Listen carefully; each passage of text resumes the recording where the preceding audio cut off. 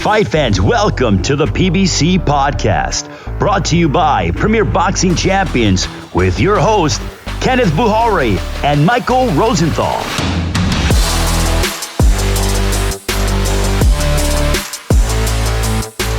Welcome everyone to the PBC Podcast. I'm Kenneth Bouhairie. And I'm Michael Rosenthal, editor of USA Today's Boxing Junkie. It's been a while, but we are back. So, thank you to all our loyal listeners and to the new ones for joining us. With us this week, we've got 154-pound contender Brian Mendoza, as well as lightweight contender Jose Rayo Valenzuela. And on toe-to-toe this week, Mike and I are going to list the top 5 PBC fights we want for 2024. Now, a lot has happened since we were last on air, but one thing that hasn't changed is Premier Boxing Champions bringing you more stacked, action-packed cards. That's what March 30th is all about. I mean, that is what I am expecting. T-Mobile Arena in Las Vegas, PBC on Prime Video pay-per-view. I know the streets have been starving, been bleeding a little bit, but we've got a nice little Band-Aid for that top to bottom. I mean, Keith Thurman versus Tszyu, Rolly Romero versus Pitbull Cruz, Erislandy Lara versus Michael Zarafa, Sebastian Fundora versus Sergey Bohachuk. And then you've got the prelims, which is free for all on Prime Video. Elijah Garcia versus Kyron Davis, Julio Cesar Martinez versus Angelina Cordova. That is one hell of a card, guaranteed fireworks, and maybe a few surprises. Mike, in your opinion, which fight on March 30th has the greatest chance for an upset? Yeah, it's a really fun card. Well, I gave it a lot of thought. I considered Isaac Cruz and Rolando Romero, but because technically Cruz is a slight favorite in that fight, but I think that's essentially a 50-50 fight. So I'm going with Keith Thurman. I understand why he's around I think he's around like a 7-1 underdog, which is a big underdog. But I give him a realistic chance to win this fight. I have a ton of respect for Tszyu, as you know, and I'm picking him to win the fight. I just think it's his time. But you can't forget what Thurman is capable of, though. He's fought only once in the past 4.5 years. When he outpointed Mario Barrios early 2022. He's battled injuries and he's 35 years old. Here's one thing working in his favor, though. He's a super talented guy, which he proved over and over again, during his championship years. And talent can go a long, long way, even when the odds seem like they're stacked against you. If he's healthy, and I think he's healthy now, and he's retained enough of that ability, I think he has a better chance than some people think in this fight. Yeah, and he looks well preserved. I mean, I hate to use that term on Keith, but he looks like it. I saw him at the press conference, and aside from the press conference, you do the promo shoots and all this marketing stuff, and he was in shape. Like, he looked in excellent condition then, and that was 2.5 months out from the fight. And I thought, oh man, Keith hasn't been playing around, while he's in Florida. That Florida sun has done him some good, and he's definitely be in the gym. He looks ready. So I wouldn't discount it at all just because he's such a great fighter. And what's that saying? Every great fighter has one last great fight left in him. But man, I don't know. I feel like there's a great shot in all of these fights because they're so well matched for an upset. Like you, I thought about Rolly. He's a slight underdog. He has a great shot at upsetting the odds. But I think the fight I love the most, the fight I'm most intrigued by, is Elijah Garcia versus Kyron Davis. I mean, it's such a dangerous fight for Garcia. Davis is explosive. He's athletic. He's gutsy. And he's fighting at 160, which he probably should have been doing a long time ago. You think about all his big fights, which took place at 168. He was so gutty against David Benavidez. And then you look at that draw versus Anthony Durrell, a fight, a lot of people believe that Kyron Davis won. And he has Steven Breadman Edwards in his corner, so he's going to have a good game plan. So I guess if I had to choose one fight, gun to my head, I'd say Garcia versus Davis. It's a major, major test for Elijah Garcia. I don't know. That fight is one I'm definitely looking forward to.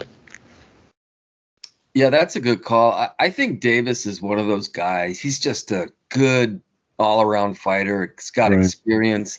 I think he's the kind of guy who could give anybody trouble on the right night. So this is a really, really significant test for Garcia. I wouldn't be shocked in the slightest if Davis were to win that fight. I'll pick Garcia, but again, I think Davis could beat anybody on the right day.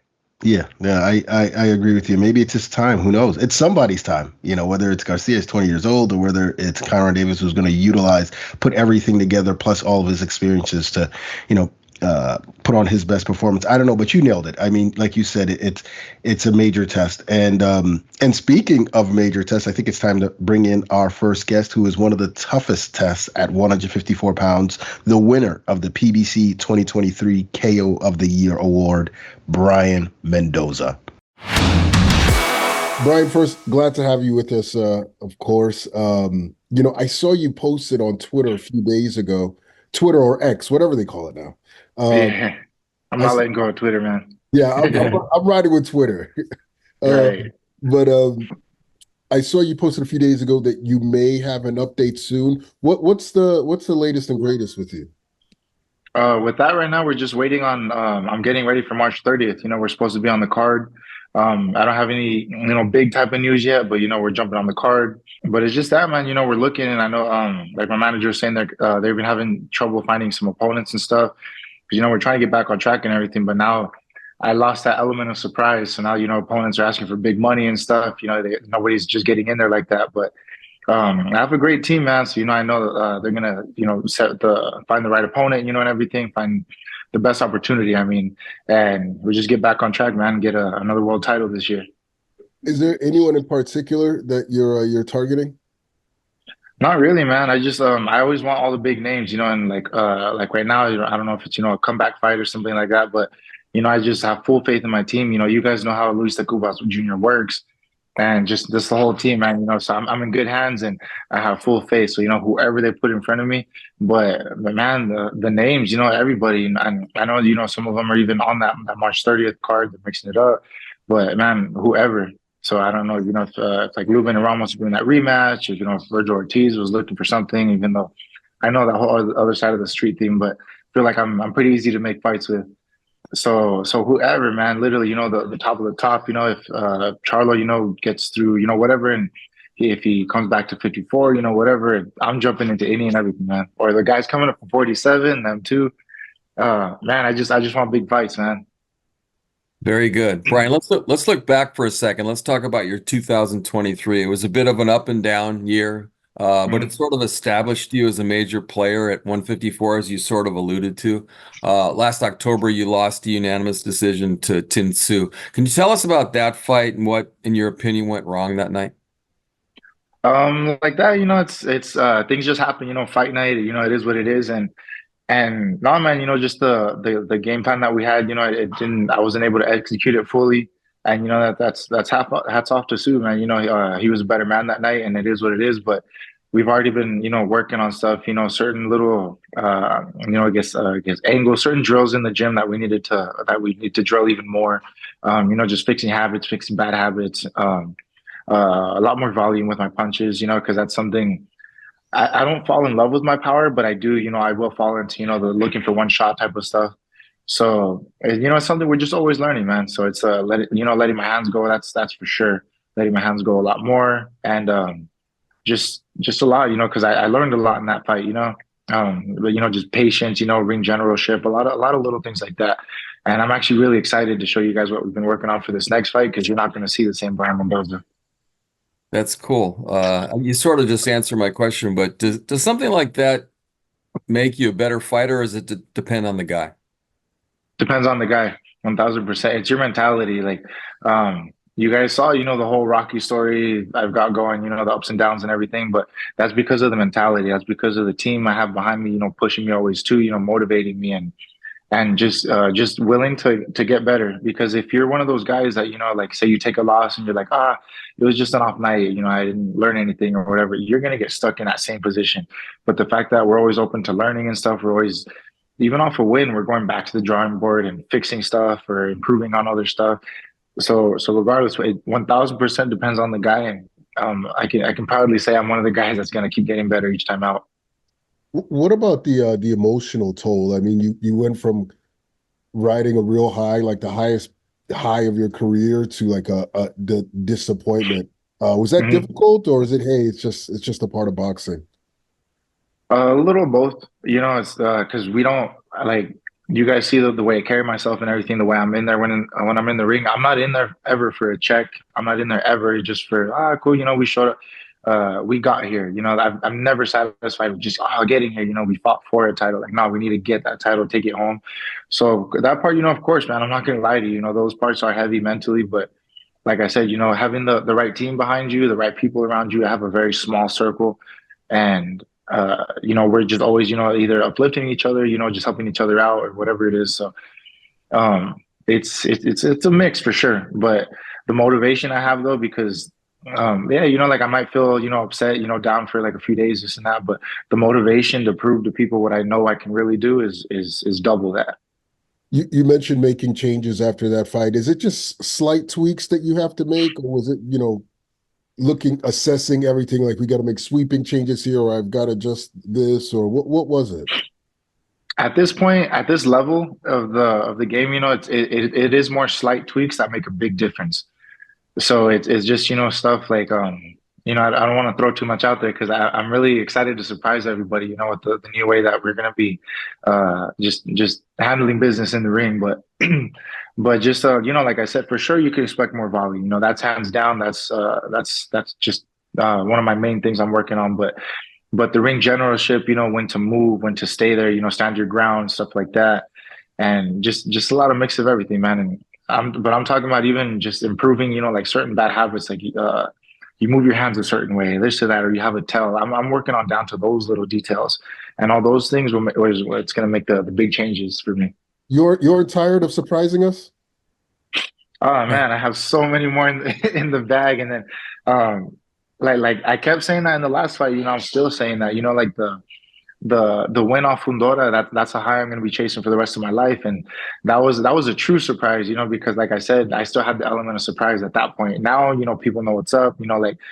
Like Tszyu, that's actually something I think made a difference. Tszyu never got careless in that fight. Even in like the 6 or 7, when he started building momentum, as soon as I stood my ground, let some shots go, all of a sudden he backed up and he was back onto his patient game.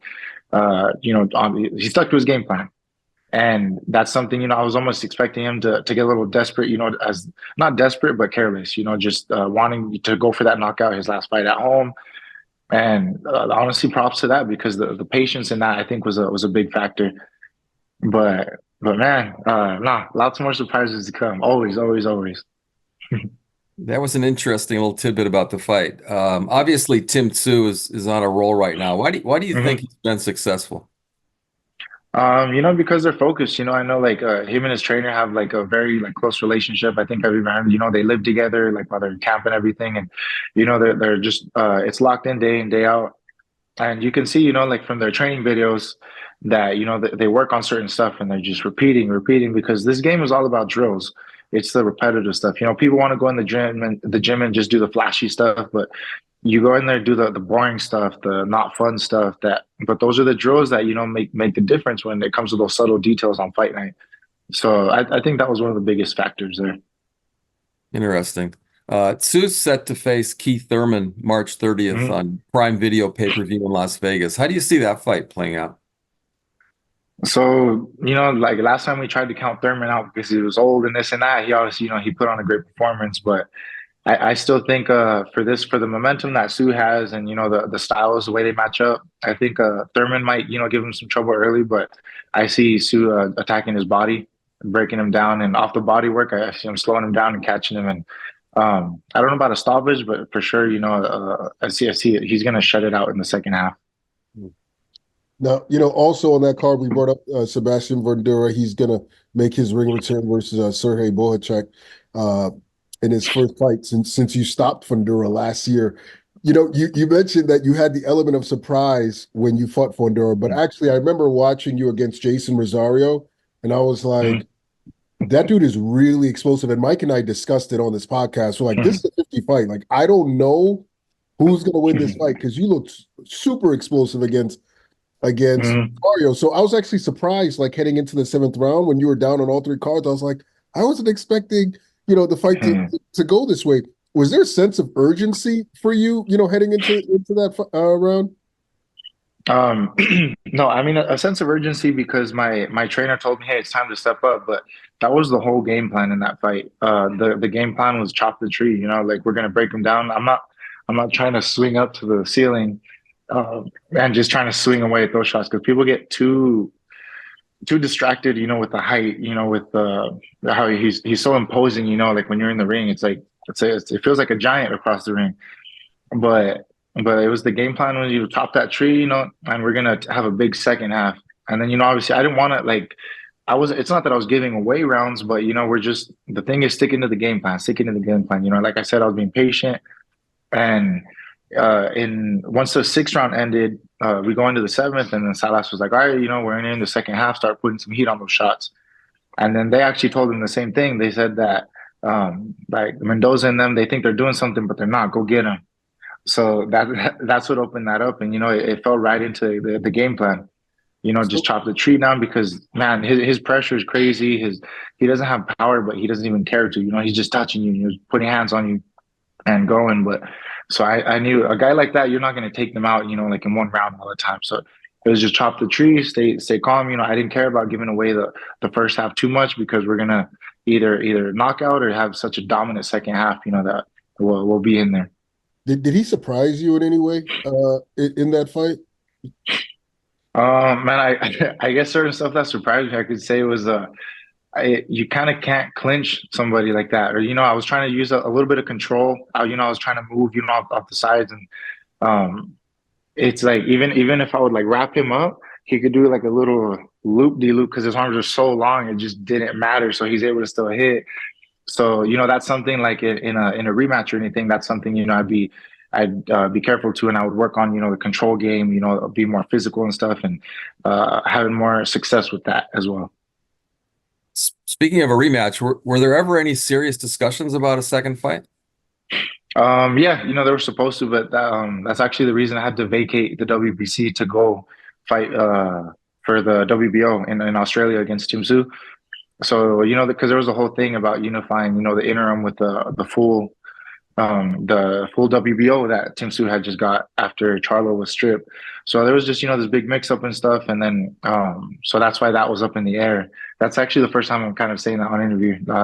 People kind of didn't know what happened. It kind of just happened. But yeah, man, and I said, it hurt me a lot to let that title go. But like you guys saw, like how long it took me to get there, all the work that it took, and everything, and the upset I had to pull off for that. But I just want to be world champion, man. I want all these belts, and everything. So we'll be definitely I would say spinning the block, turning back around and picking up the WBC belt. I love that green and gold belt, and then all the other ones along the way, man. But it's works, and so yeah, so there definitely was talks of a rematch at first, but then this is kind of how the cards fell.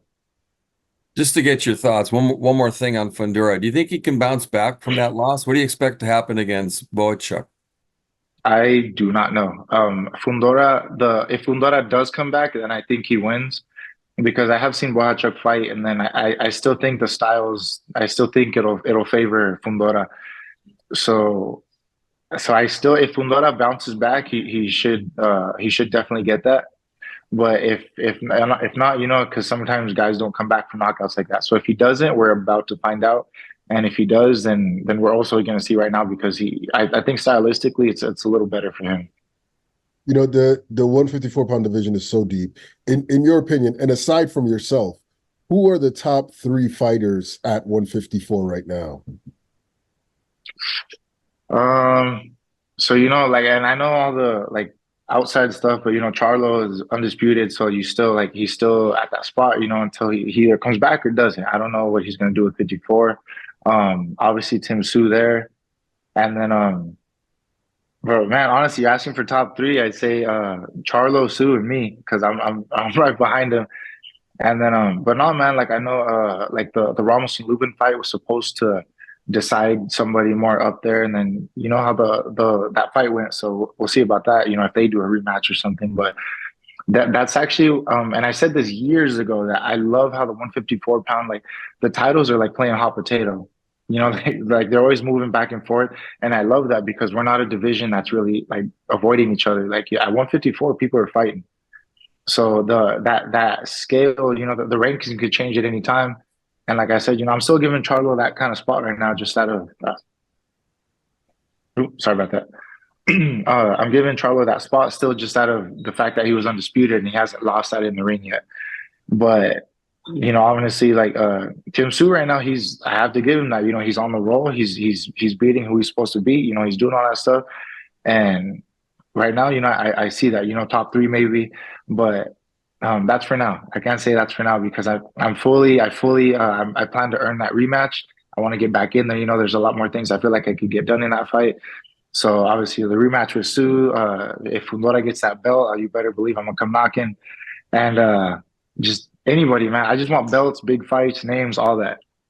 So if you could, what would be your ideal 2024? Last question. If you could make anything happen, how would the year play out for you? So this next one, like I said, since I already know it's kind of, we're going to see what kind of fight we get back, or if I'm able to get some kind of name in there. So this one, I just want to, I just need to move. I've been training since, I took like maybe a month off or something. Like we've been in camp, we've been going. So we've been working. So this fight, we'll see what happens. If I'm able to secure something big, then cool. My plan goes ahead of schedule, but I want something big. I want another title fight, something big. I honestly don't care who it is either. I just want the name and the end of this year. So and obviously out the PBC schedule, I know like if I can get 1 or 2 fights this year, 2 preferably. If I can get 3, I'm blessed. Super lucky. But the second fight this year, later on, you're gonna see me in there with a big name, main event type stuff. Pay-per-view or not, I just want the belts, man. So whoever's got the belt at that current time, that's who I want the smoke with. Brian, after such a huge coming out party in 2023, really it started in late 2022, but yeah. Huge coming out party in 2023. So we're looking forward to what you do in 2024. We want to thank you for joining us. Wish you all the best, and we hope to have you back on again soon. Appreciate you guys calling me. And yeah, man, definitely be here soon. And hopefully with some, big updates, either a name for you or some kind of title we're fighting for, man. Sounds good. Brian, I think you're one of those guys who could be a broadcaster after your career. Have you thought about that? Start throwing my name out there, man. Once they start asking, I know Amazon Prime is gonna need some people and stuff, but I know they usually give that, either to the retired fighters or the people that have just been around a lot longer like that. But I can be a little eloquent sometimes. So I try. Absolutely. From time to time. Absolutely. Yeah. No, I do appreciate that though. Thank you. Yeah. Awesome, man. Take care. All the best. Talk to you soon. Once again, I get to kick off a major event with all these amazing athletes and fighters to the left and right of me. This is what boxing is about. Action, action, action. It's a beautiful moment in boxing. It's a beautiful moment in my career to be kicking off another beautiful network, Amazon Prime Video with PBC. We go so far back. When you look at my resume and the history with all the shows and the kickoffs and all the events that we've held with PBC, we practically fought on every single one of the major networks that they brought the world of boxing to. And I'm very honored and grateful to be doing this event once again, live, pay-per-view, T-Mobile Arena on Amazon Prime.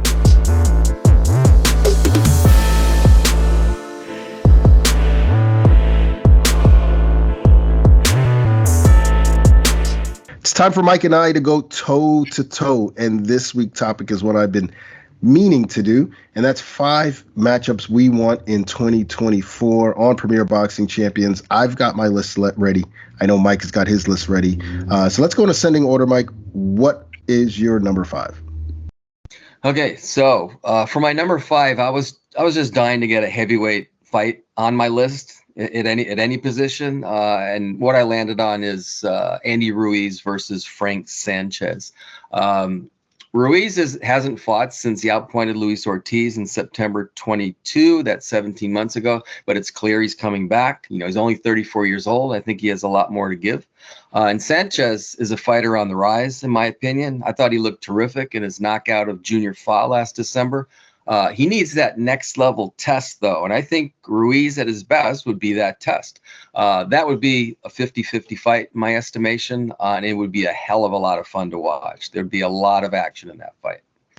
Yeah, I agree with you. I don't know. I feel like Andy Ruiz might need a tune-up before he gets in there with Frank Sanchez, because that's one hell of a risky fight. Sanchez moves so well, and such a good boxer. And he's got a little pop, too. And of course, Eddie Reynoso in his corner. That's a dangerous fight for Ruiz, but I love it. I love the pick there. Who do you think wins? I was serious when I said it was a 50-50 fight. That's really hard. You know what? I really don't know. I haven't even thought about that. You know what? My gut tells me Sanchez. Maybe he's a better technician, and he's sort of turned himself into a little bit more. He's become a little bit more aggressive, which I think has worked for him. But we know what Ruiz is capable of. I mean, I've followed Ruiz close enough to know he's not just the guy who beat Anthony Joshua. He's a good fighter. So. Yeah. You know what? I'm going to withhold judgment. If that fight happens, I'll make a pick at that time. Until it guns to your head. I feel you, man. My number 5, and actually before I get to my number 5, I just want to let everyone know that these picks are not based on any insider info. We are not predicting the fights that are going to take place in 2024. These are genuinely fights we want to see this year that we're just excited about. And hey, if some of them happen, wonderful. So my number 5 is Stephen Fulton versus Brandon Figueroa, the rematch. I would so love to see this fight again. The first fight was so good. It was a fight of the year candidate. And the matchup of styles is just brilliant. You've got Fulton, the boxer, and then you've got the come forward slugger in Brandon Figueroa, and that's what made it such great action the first time.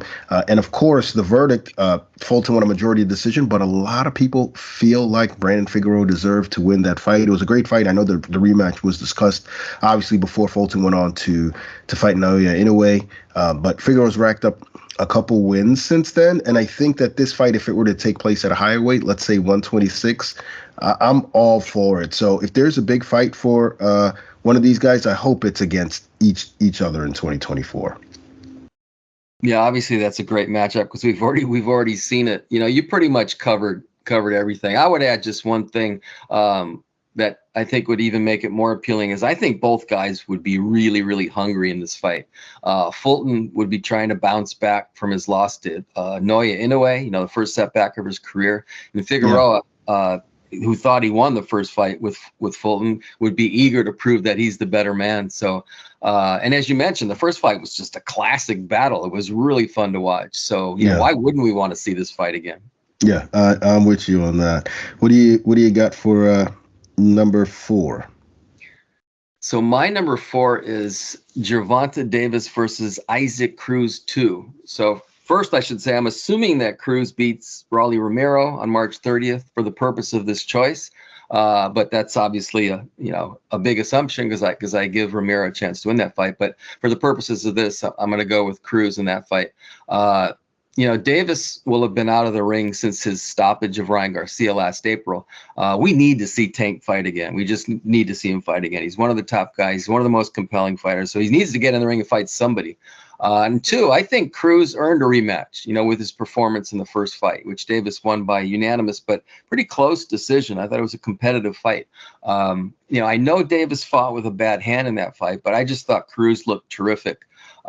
Pushing Tank harder than anybody else has. I think he has the right style and the durability to give Davis problems again. So I really just want to see that fight. And again, I think that Cruz deserves it. Yeah. And I think, not just his performance that night, but his subsequent performances, some pretty dazzling knockouts in there. And Cruz has really built up a buzz since that Davis fight. So, yeah, I'm in agreement with you. Obviously, a lot will depend on what happens on March 30th. But if he does win, and Davis decides to move up, I think this is the ideal opponent for him. It gets no better. It's a rematch. A lot of people are talking about. I mean, what fight was I at? Well, I think it was Spence versus Crawford, and I was in the elevator at the MGM with a couple people, and we started talking boxing with a couple random people, and I was like, man, it should be a great fight on Saturday. They're like, yeah, and Pitbull's on the card. And I was like, yeah, So Pitbull's definitely got a name out there. I think another impressive win, and the calls for a rematch against Davis are just going to be that much louder. Now, my number 4 also involves Gervonta Tank Davis. And again, I want to remind you people, I'm not basing this on any inside info. It's just fights I want to see. Same for Mike. Gervonta Tank Davis versus Frank the Ghost Martin. I love this fight. I just think, two southpaws, two guys with a really good, boxing skill set, really good base, great footwork, great durability, great hand speed, great cornermen. Calvin Ford and Kenny Ellis in Davis's corner, of course, Derek James and Frank Martin's corner. And I mean, the list goes on. I just think it's a great fight, and it's going to be so aesthetically pleasing. Just watching these two very athletic, explosive specimens squaring off against one another. So I hope that's a fight that takes place this year. Both guys are at 135 right now, and it just makes a lot of sense to me. Absolutely. It's a natural matchup, in my opinion. Tank is Tank. He's one of the best all-around fighters in the game. And I see Martin as just a super skillful, super athletic guy who's still in the process of proving himself. This would be an enormous opportunity for him, obviously, both financially and in terms of his place among the elite fighters. He'd be really, really hungry in this fight. Another guy I think would be really hungry. And while I wouldn't pick anyone to beat Davis, I think Martin has the skill set to give him some trouble. So it's a really fun matchup. Yeah, and Martin's always in the gym. I mean, he's always in the gym 24/7, always improving. So who knows what to expect from him, the next time we see him in the ring. Let's go to number 3 now, though. What have you got? Okay, my number 3 is Tszyu versus Jermell Charlo.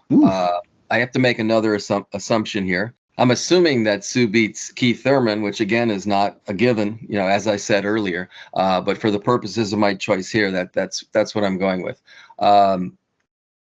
I think a victory. Let's put it this way: I think a victory over Thurman does set up a showdown with Charlo. That fight probably would have happened last year had Charlo not gotten the fight with Canelo Alvarez. So the hype sort of already built for that fight. I really like Tszyu a lot. He's good, he's tough, he's on a mission. And Charlo is still one of the best in the business when he doesn't move up 2 divisions to face a future Hall of Famer, which he did against Canelo Alvarez. So, and I'm speaking as a pure fan now, this would just be a fantastic matchup. I would be so excited if this fight happened. And the buildup would be tremendous. I mean, there's been so much bad blood built up over the past couple of years with both of them trash talking each other that I think it would just be a great fight. And by fight night, I mean, people would be buzzing. And I love the style matchup too. It has a chance to be really explosive. Chins are going to be tested that night. Tszyu comes forward, doesn't mind. Engaging in a firefight, although he's defensively responsible. Same thing for Jermell. I mean, he's more boxer actually significantly more boxer than he is brawler, but he's got a great chin and he doesn't mind stepping in there and firing too. So in that fight, I think someone is definitely going to sleep. I'm not even going to ask you to make a pick right now for that because I don't want you to turn the tables on me because I have no clue what would happen. Well, are you making a preliminary pick right now? I can actually, add something to this that I didn't think about till just now. But if Thurman wins the fight, then Thurman and Charlo would be a hell of a fight. Oh yeah. So I think it works with either guy. For different reasons. But I think, the winner of that fight fighting Jermell's would be fantastic. Yeah, or the winner could fight Terrence Crawford. I love both those fights too. Crawford versus Thurman or Crawford versus Tszyu. Both those fights would be excellent as well. I'm going to get to Crawford. So I am as well. Actually, he is my number 3. This could be my number 1, but I just wrote it in whatever order it came to mind, and that is Terrence Bud Crawford versus Jaron Boots Ennis. Look, I don't know what is going on with the rematch with Errol Spence. I know it's probably not likely to take place at 147. And if that's the case, then the best fight that can be made at 147 is Crawford versus Ennis. There's no doubt about it. I mean, honestly, this could be our generation's Leonard versus Hearns. You talk about two athletic, well-schooled, ambidextrous fighters, although both guys, I think, prefer to fight southpaw based on what I've seen, but two ambidextrous, athletic, skillful fighters with speed, power, reflexes, defense, grit, not unafraid to bite down when the going gets tough and always find a way. It's such a tremendous matchup. I know you love this fight. Obviously, you've mentioned it several times on this podcast, and I do too. And I think a lot of people would as well. And beyond just the matchup on paper, I have no doubts about how incredible this fight would play out in the ring, just based on how these guys are. And I guarantee you, if this fight happens, someone's going to sleep. There's no way this fight is going 12 rounds. Someone's going to bite down and take it to the other person if they sense that they're behind in any way. And the way these guys love to set traps, I could see something really explosive happening in this one. So truly one of the best fights that can be made in boxing, if not the best, in my opinion, Mike. Yeah, I'm on board. What's not to like about that matchup? I agree. It's the most compelling fight for Crawford if he stays at 147. Crawford arguably is the best fighter in the world. A notion that was bolstered by his just absolute demolition of Errol Spence Jr. He's on his way to the Hall of Fame. And you know how I feel about Ennis. I think he might have the best natural tools, speed and reflexes combined with that punching power since Roy Jones Jr. Ennis's problem, I don't know if it's a problem, but I use that word, is that he's yet to take that final step, beating a pound for pounder, which would make him just an absolute superstar. A meeting with Crawford would certainly be that opportunity. I can't think of a matchup that's much more exciting than that one. Yeah. Me too. I think it'll be brilliant. Please, boxing gods, give me something like this, please. Let's move on to number 2. What you got? Number 2 for me is the aforementioned Mr. Crawford versus Jermell Charlo. I think this is one of the best handful of fights that can be made. Crawford is the best fighter in the world, pound for pound, in my opinion. Charlo also is a pound for pounder, but not as good an all-around fighter as Crawford, in my estimation. He has the equalizer, though. He has the size. Crawford would be moving up in weight to face him. I would still pick Crawford to win, but I think Charlo's ability combined with his size advantage makes it about, say, a 55-45 fight, which is, in my mind, essentially an even fight. Two guys who fight at a really, really high level, just absolutely love this.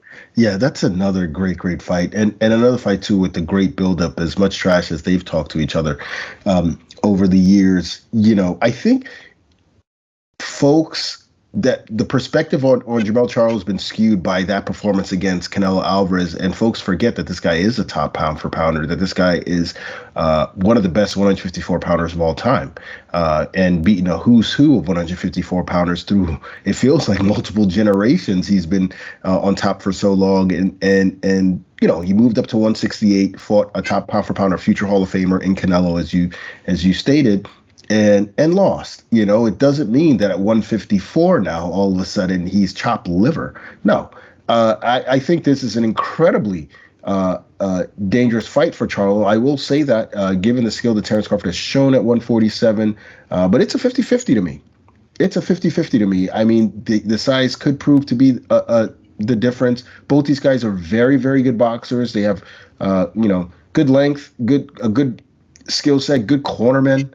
And both these guys aren't afraid to dig down and bang. And those are the kind of fights, as a boxing fan, that I just love. Two boxer punchers with a warrior's heart. And that's what you get when these two guys step in the ring. So I love that fight. That's a fight, again, depending on how things unfold in the first part of the year, I would love to see that. It's not a consolation prize by any means. I mean, any mix of these fights at 47 and 54 will make me a very, very happy boxing fan. Let me go to my number 2, which is sort of interesting because I don't know if it's about a fight as much as it is about a fighter, and that is Carlos Adames. I want to see this guy in a big fight in 2024. The first matchup that comes to mind is, fight the winner of Lara versus Zarafa. That's a great fight. or Danny Garcia. If Danny wants to go that right, he's discussed the possibility of fighting at middleweight, and if not, why not the winner of Elijah Garcia versus Kyron Davis, particularly if it's Elijah Garcia, because then you have a real challenge on your hands there against a young kid who a lot of people are predicting greatness for. But either way, I want to see Carlos Adames in a big fight. I feel like he had sort of a breakout 2023. I thought he did. He looked great, showed us a lot of different things, and he's beaten a lot of good fighters quietly over the years. He just needs that one name, I think, to sort of emerge from the pack, and I'm hoping we see that in 2024. Yeah, I would interpret it the same way. It's more about Adames than anything else. I'm intrigued by him. He's proved a great deal the past couple of years, and as you said, with victories over Sergey Derevyanchenko and Juan Montiel and Julian Williams most recently. I really want to see whether he can continue this run against like a next level guy, like the guys you mentioned, like a Lara or Danny Garcia or Elijah Garcia. And I like all three of those fights for different reasons. Lara is the boxing master. Danny Garcia is just the veteran, all-around fighter who's proven it over and over again. And Elijah Garcia is the rising guy. So all three of those fights are interesting for different reasons. So, I'm with you on Adames versus one of those guys. Yeah, he's definitely a guy that I have my eye on. Yeah, absolutely. Looking forward to seeing what he does in 2024. Let's move on to number 1. What is your pick? So this is my dream fight. Canelo Alvarez versus David Benavidez. I'm assuming that Alvarez will beat whomever he fights on May 4th, although I think he would have his hands full. What if it's David Benavidez? If it ends up being it could be, I suppose. I mean, it doesn't sound like it's going to be, but I'm just speculating. I don't have any sort, like you keep saying, I don't have any sort of inside information. It doesn't seem like it's going to be Benavidez. Man, if that would be a dream come true, I hope it is.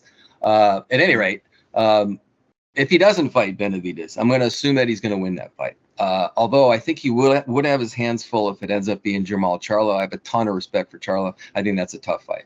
So if Canelo wins, there's no reason that Benavidez shouldn't be his next opponent in September. Assuming he's not his opponent in May, again, which would be amazing. Canelo is an all-time great who still has a lot to give, as we saw in the Jermall Charlo fight.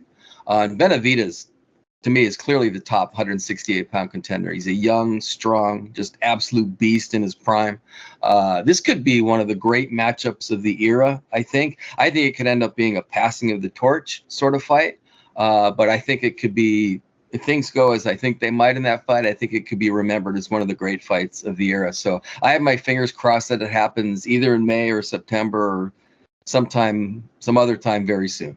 Yeah, I think all fight fans agree with you. It's such a tremendous fight. In fact, I dare say it's probably the biggest fight in boxing. When you talk about box office success, I feel it has, all the ingredients to make it a huge fight, perhaps the biggest fight of Canelo's career since he fought Floyd Mayweather. I mean, the buildup, I think, would be great. There's a bit of disdain, I think, from both sides, based on everything that's happened the past couple years. The style matchup is just incredible. David Benavidez has proven himself. I mean, there was a time when it was like, I believe it was Canelo or some fans were like, well, he should fight the other top 168 pounders first to sort of build himself up to a fight with the great Canelo. That's fair. Well, guess what? Look at that 2023 that David Benavidez had. Look at his fight against, Demetrius Andre. Look at that fight against Caleb Plant. Those were terrific performances. And I think that I don't believe for one second that Canelo Alvarez is afraid of David Benavidez. I thought his comment after he beat Jermall Charlo, where they asked him who's next, and he's like, I don't care, I'll fight anybody, was sort of a nod, a tip, saying, hey, if it's that guy, so be it, whatever. And Canelo Alvarez has fought a who's who. I thought he looked rejuvenated against Jermall. He fought a really, really smart fight. I was very, very impressed with how he fought, and he's a dangerous, crafty fighter. It's a 50-50 fight. It may be the biggest and best fight in boxing, so I'm with you, man. With you. Excuse me, for me it is. There's no question. Yeah, that's the fight I want to see. Yeah, I'm with you. Now, my number one is also in the super middleweight division, and it is the fight I want to see the most. It is Jermall Charlo versus Caleb Plant, or Caleb Plant versus Jermall Charlo. I don't know who's first on the billboard. I don't care.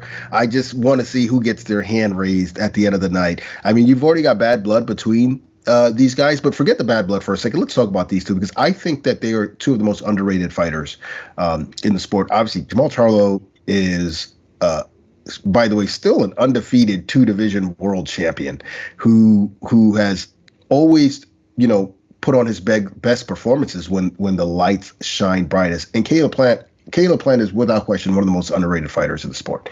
I mean, this guy has fought 2 elite pound for pound. His only 2 losses were 2 elite pound for pounders, in my opinion, and he fought both of them tooth and nail, gave both of them fits. So, these are 2 guys who can box, 2 guys with great jabs, 2 guys who have grit and aren't afraid to bite down. And, 2 guys who've delivered highlight knockout performances. And then, of course, you add in, look, even without the bad blood, this is a great matchup. But then, of course, you add what we saw happen at Spence versus Crawford between these two after the weigh-in, and you've got the ingredients for another super fight. I mean, the build-up will be tremendous. I heard Jake Donovan say something over the weekend that resonated with me, and he was like, I would love the Charlos seem to fight better when there's some animosity toward their opponent.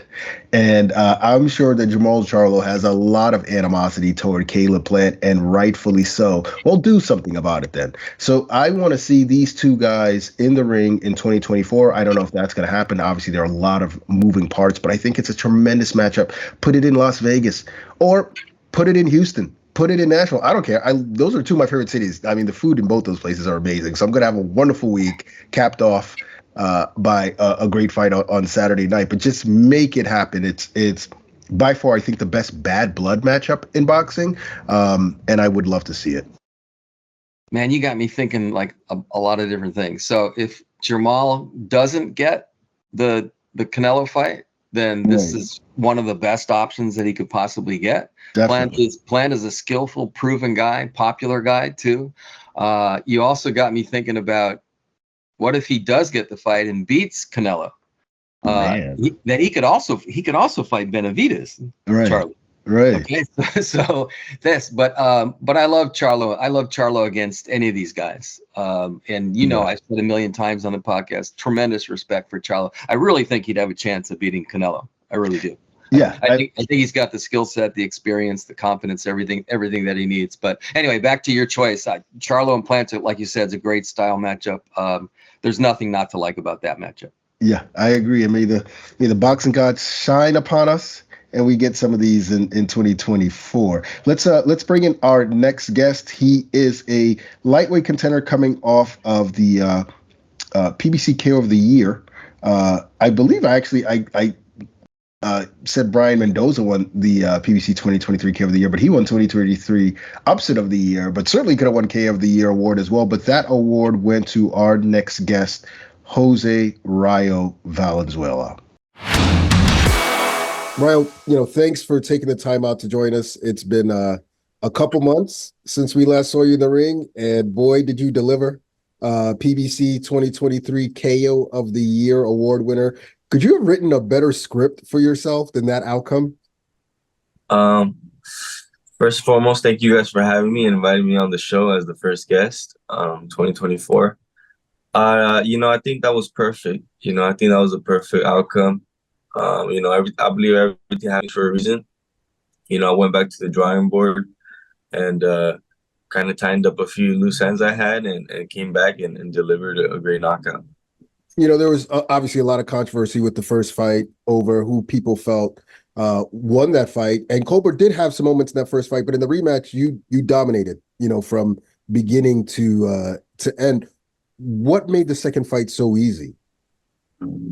I think I was just more prepared for it. I was also real hungry for it. I was a little sick the first fight too. I went back to my original trainer here in Seattle area. His name is Mario Rodriguez, and just coming together with him and and doing what was best for myself, and going out to Riverside with Robert Garcia and training with him. I think it all played a major part. So you mentioned the hunger. Yeah, you'd lost back-to-back fights. Was there sort of the feeling, man, I got to win this fight, and not necessarily look good, but I got to win? Yeah, I was a little upset because I knew I beat him in the conditions that I had beat him. Like I shouldn't even have fought, but just because I went through so much the first fight, and people didn't know, I was real frustrated because of that. So then I was like, man, I can't be losing to guys like Chris Colbert, So I had to really, it was a good thing though, because it really made me get my shit together and open my eyes a bit. You mentioned going back to Mario Rodriguez. Maybe you could expand a little on that. Like, what difference did that make in your preparation and on fight night? It was really, I think it was a big difference. I think there was a lot of improvement. I feel like my reflexes were super sharp. My head movement, I was cutting off the ring. Just a lot of little things that play a major role, I think. Can you speak sort of generally to your growth as a fighter between the two Colbert fights? I mean, are you a better fighter now than you were before those fights? I think I was a better fighter even after after I lost to Edwin de los Santos. The first fight with Chris. I thought I fought great. It was decent actually. But this time around I took it up another level.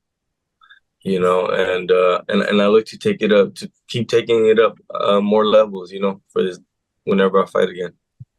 I was in Minnesota, and I think one of the things that really stood out were that the fans were really behind you. What do you think it is about you that makes you connect with fans everywhere? I feel like I'm a real fighter. I come to fight. And a lot of guys just come to win off points. They don't. I take chances. And I believe in my chances and my skills and my power, and that's what fans like pay to watch. When I remember like watching Manny Pacquiao when I was little, like I couldn't even believe. Like I just love watching him because all his fights were action packed. He have a pep in his step, bah, bah, bah. Like you didn't know what was gonna happen. He's gonna let off 20 combos. Yeah. And I feel like that's what people love to see. And I was at the Armory once before when I fought Austin Dulé. I think I dropped him like 4 times. I put on the show. I put on the show on all my fights. That's always my goal. Well, it seems like you're back on the path that's so many saw for you a couple of years ago. You washed away the memory of the Colbert fight, but there's still that one loss. You brought it up to Edwin de los Santos. What do you think went wrong that night or leading up to that night against de los Santos? Well, here's the thing. When I fought Edwin de los Santos, he was brand new on the scene. First time fighting, I think, out here. Nobody knew who he was. I didn't know who he was. They switched to my opponent. I was going to fight a Samsung opponent. I forgot his name. I remember that. 3 days before the fight, I guess he couldn't, whatever. So they gave me Edwin dos Santos. I didn't know who he was. I wasn't prepared to fight Edwin dos Santos. I didn't know he exploded forward. I didn't know he kind of moved around, shot forward. I would have been more ready. I would have been on my toes, but it is what it is. I think I learned from it anyways. But in the rematch with him, which is gonna happen, if it's my next fight or the fight after, it's a fight that's always gonna be there. So it'll happen, and I'll be prepared for that rematch. You sort of just alluded to it, but what would you do differently in the rematch? I would just, when I fought him the first time, like I was just looking for one punch, and I wasn't giving him his respect. I was standing tall, trying to catch his shots, but you can't do that with all the fighters. I also didn't know him, so I would just be more aware, throw my combinations and get out the way. Simple, I think, simple as that, and just use my feet more, maybe more feints. Just be prepared for his style, Not everyone is able to bounce back from a knockout loss and then back-to-back setbacks. How are you able to do that? And were you ever discouraged, during that period? Nah, because I knew in the conditions I lost in, like, they weren't fair. You know, they weren't fair. I feel like they weren't fair. So I just knew it was like, I knew what I could do if I really put my, you know, if I move everything, all the noise out of my way, and let me just lock myself in this gym with my coach and work on strategy and work on jab to the body, you know, just box. You mentioned it. I think this is the second time you said about the noise or distractions and stuff like that. Can you speak to that a little bit? Was there, you know, stuff going on that you felt like kind of took you away from what you needed to focus on? Not like specifically, but it's just, you know, I'm at a level where I kind of need a team of all, I think, more evolved around me, you know. You know, I was out here training. Benavides, their camp is set up here in Seattle, which is my hometown, and there's no boxing up here, you know, like at all. There's no sparring. So for the Edwin fight, I was training out here. They had no sparring. For the first Colbert fight, I was training up here. I didn't have no sparring. And then so I was like, you know, I got to do what's best for me. I went down to California where there's a lot of guys my weight, you know, heavier, lighter, whatever. You know, I got a chance to get in there with Mikey Garcia. Just being around all those guys, you know, Bam Rodriguez, also a lefty with real nice angles, and seeing the way he do things, and just being in a real boxing environment, you know. You know, I don't have the money that David has, so I can't just fly anybody out. You know, I can't fly 5 guys out to come spar me, you know. So it was just really a matter of doing what was best for me and something that made sense for me. Yeah, that makes a lot of sense. I know you just fought, but have you gotten any word on when you might return to the ring? Nah, nothing yet. No, nothing yet. I do want to. I'd like to come back sooner than later. So the big question: who are you targeting? Who would you like to fight? You know, I mentioned it, of course, when, you know, after the fight, I would love to fight Tank. You know, that was the mandatory for the WBA, and I feel like he's the best one. And I think, you know, right now, you know, for me, it would be a good time. I feel like I'm matured more. You know, my team is set for me, and we'd be ready. You know, I'll make a good long camp, and I believe I'm capable of knocking him out and beating him. How realistic is that fight, in your opinion? I mean, obviously, a lot of people want to see him. You know, a lot of people mad, like you see on social media, like a lot of people are mad because they're like, oh, he wants to check this and that. But that's not me, you know. If I was the kind of guy who was fighting for the check, I would have took Chris Colbert's money that we bet. I would have took his $50,000. But I'm not that kind of person. You know, I believe I can beat him, and that means more to me than money. In your opinion, what makes Tank such a good fighter, such a great fighter? I think he's a good boxer, and he's like surprisingly like explosive, you know. He'll dance, touch you, and he'll explode, and he has power, and with those gloves, you get hit with shots like that, you know, it's tough. But I don't think he's unbeatable. I don't think he's untouchable. Yeah, Hector Garcia was lightly kind of putting hands on him, like, you know, right?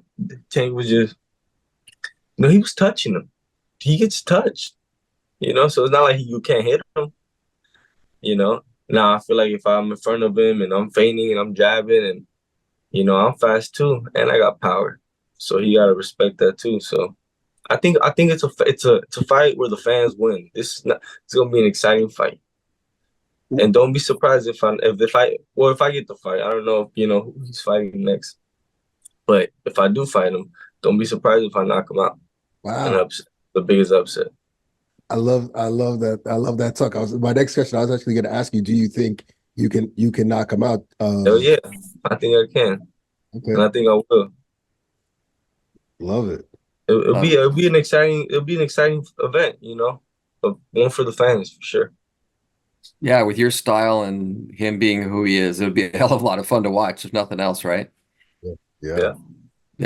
So the division is just so stacked. You know, you also have Frank Martin out there. What are your thoughts on Martin? I think he's a solid fighter.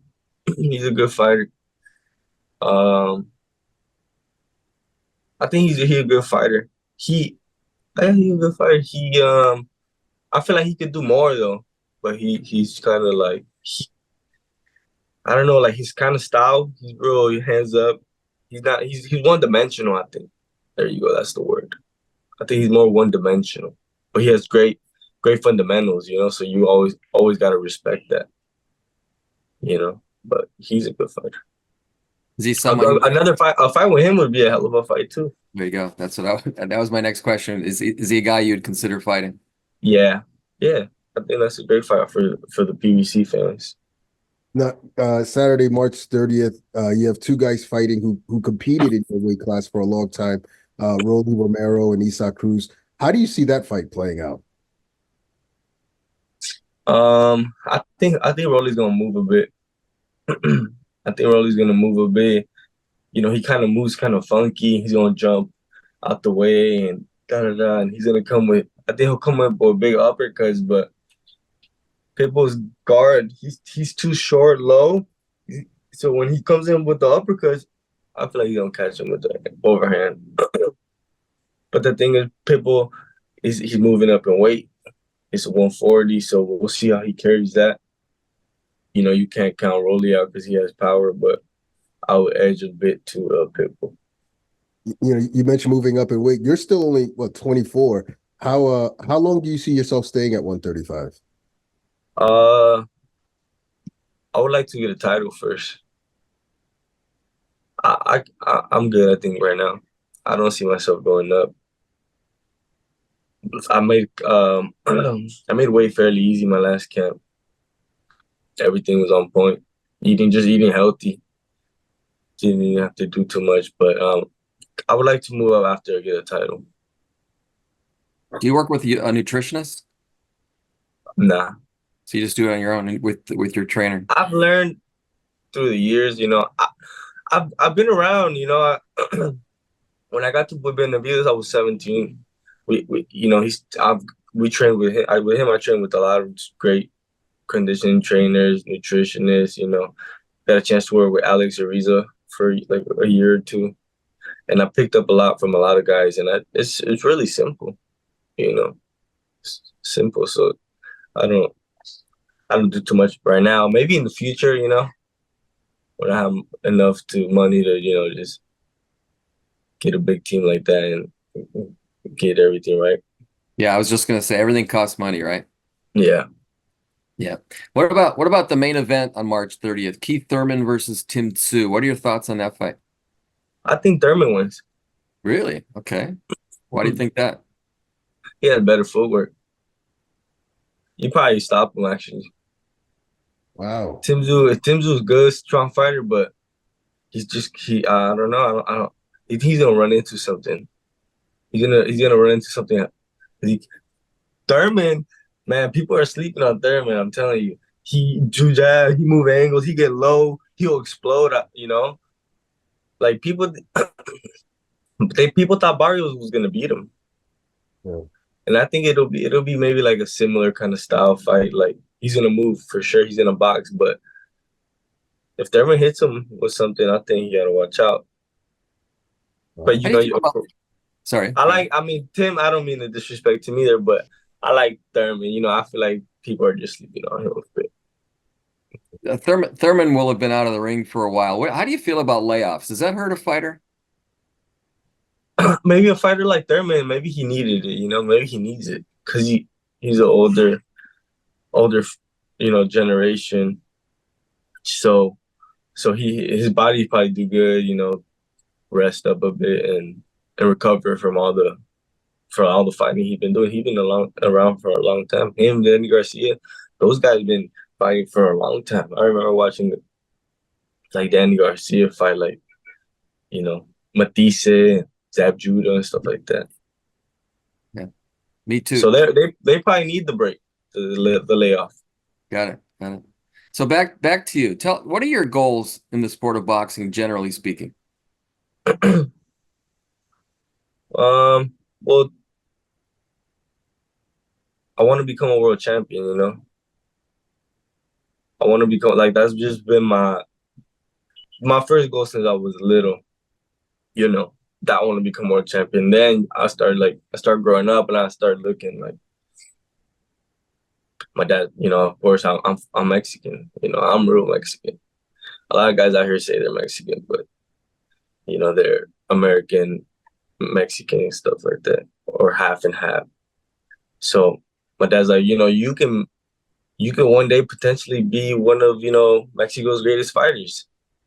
So then I'm like, dang, okay, like, so now there's that, you know, you always have that. I always have that in the back of my head. Like, I see what Canelo's doing, and he's Mexican fighter, and he's moving up through weight classes. So maybe in the future, I would like to move up through weight classes, you know, in the long run. But, you know, I got so much to do. I'm still so young that's later down the line. But first and foremost, I'd like to become a world champion, and then move up to 40 and so on. Because I believe I got the height, you know, I'm like 5'10", you know, so I think I could do it. Fantastic stuff. Listen, it was fantastic having you as our first guest of the year. Best of luck in everything that's coming up for you. It's exciting. Thank you. Number one sentence. What's my motherfucking name? The Tszyu takeover is the new era. I'm here to not play games. I'm here to take anyone out. I'm an old school fighter. I'm not like these other guys that take honeymoons for years and years. I'm here to actually fight. Last year, 3 fights. I want to keep the momentum building, keep on taking challenges, and I'm not afraid of names. I'm fearless. They should be fearing me. See you all in Vegas.